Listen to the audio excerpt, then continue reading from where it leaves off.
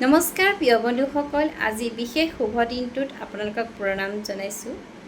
বিশেষকৈ মোৰ সকলো শিক্ষাগুৰুলৈ শ্ৰদ্ধা প্ৰণিপাত থাকিব, সদায় থাকিব।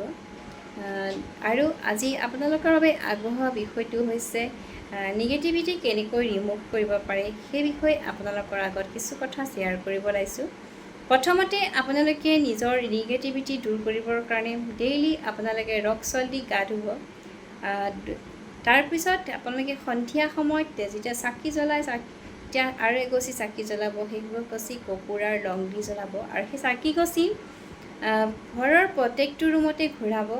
ইয়াৰ উপৰি আপোনালোকে বৃহস্পতিবাৰ বাদ দি ৰক সল্ট দি পেলাই পকা মজিয়া মুচিব। আপোনালোকে নিশ্চয় সুফল পাব। আৰু এনেকুৱা ধৰণৰ যদি আপোনালোকে তথ্য জানিব বিচাৰে তেতিয়াহ'লে মোৰ ইউনিভাৰ্চেল ভাইব্ৰেশ্যন পম্পিভিয়ান চেনেলটো চাই থাকিব। Thank U.